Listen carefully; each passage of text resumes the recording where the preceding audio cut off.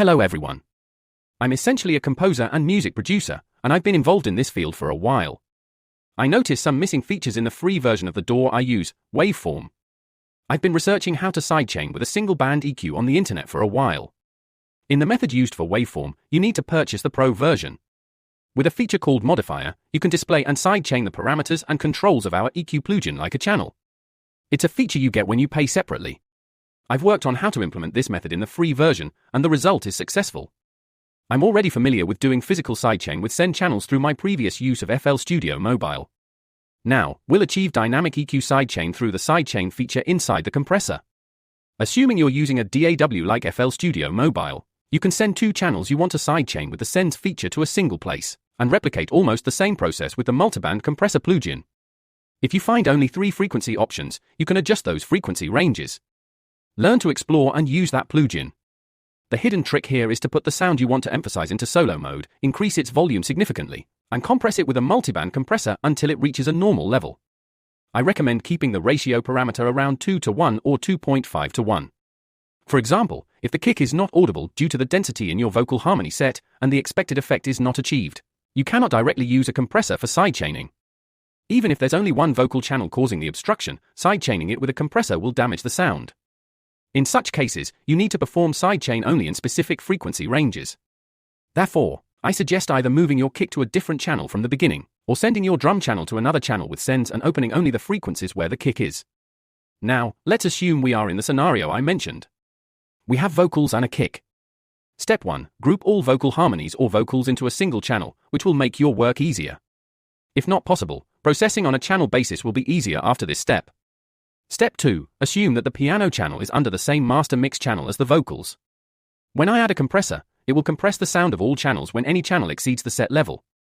You should understand this better now. We have 2 channels at hand, the vocal channel and the kick channel. Open another channel. This channel will be where the kick can be heard among the vocals. Step 3. If you think you've done the necessary processing on the vocal, and the vocal type is ready, send the sound from this channel to the newly opened channel after the plugins you used.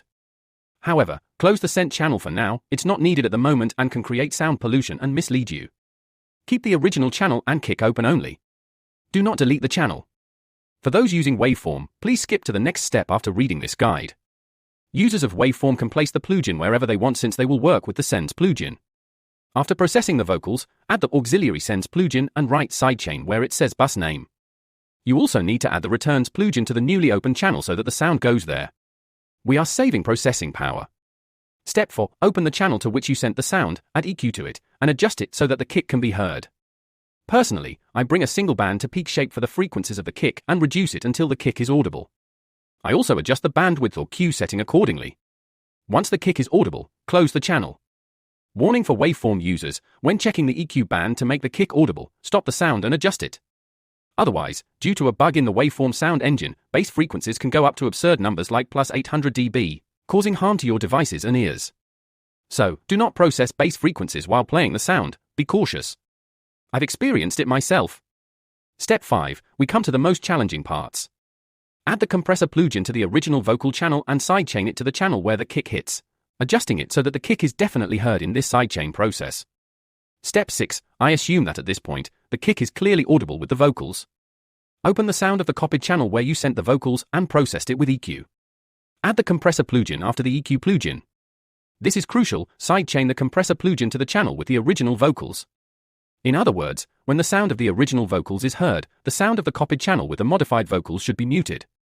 Adjust the severity of this process with the compressor as you wish. In summary, the basic process we performed can be described as follows: whenever the kick hits, the sound of the original vocal channels is muted, and the sound of the modified copied vocal channel with EQ is opened. The order of plugins should look like this in the end.